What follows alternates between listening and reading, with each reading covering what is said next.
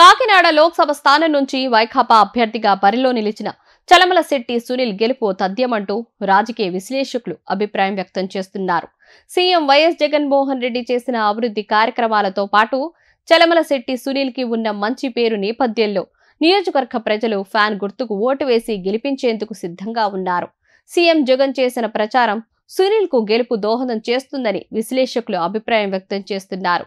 జనసేన అభ్యర్థికి నియోజకవర్గంలో అంతగా పట్టు లేకపోవడంతో పాటు పార్టీలో విభేదాలు, కూటమిలోని టీడీపీ మరియు బీజేపీ నాయకులు ఆయనకు సహకరించడం లేదని సమాచారం. చలమలశెట్టి సునీల్ ఎన్నికల ప్రచారంలో భాగంగా అసెంబ్లీ సెగ్మెంట్లో ప్రచారం నిర్వహిస్తున్నారు. దాదాపు అన్ని అసెంబ్లీ సెగ్మెంట్లలో వైకాపాకి పాజిటివ్ గా బజ్ ఉంది కనుక ఎంపీగా సునీల్ పార్లమెంట్లో అడుగు పెట్టడం కన్ఫర్మ్ అనేది విశ్వసనీయంగా అందుతున్న సమాచారం. తాజాగా పలు ప్రాంతాల్లో రోడ్ షోలు మరియు కార్నర్ మీటింగ్లలో పాల్గొన్న చలమలశెట్టి సునీల్ మాట్లాడుతూ, కాకినాడను స్మార్ట్ సిటీగా చేసే బాధ్యత నాది. సీఎం జగన్మోహన్ రెడ్డి గారితో కలిసి కాకినాడను అద్భుతమైన నగరంగా తీర్చిదిద్దుతాను అని, తనకు అవకాశం ఇస్తే గతంలో ఎప్పుడూ చూడని అభివృద్ధిని కాకినాడ ప్రజలకు చూపిస్తాను అంటూ ఆయన హామీ ఇచ్చారు. సొంతంగా మేనిఫెస్టోను విడుదల చేసి సొంత నిధులతో అభివృద్ధి చేస్తానంటూ ప్రజలకు హామీ ఇచ్చారు. గతంలో మూతబడిన షుగర్ ఫ్యాక్టరీని ఆదుకున్న చలమలశెట్టి సునీల్ వందల మంది కార్మికులను రోడ్డున పడకుండా కాపాడారు.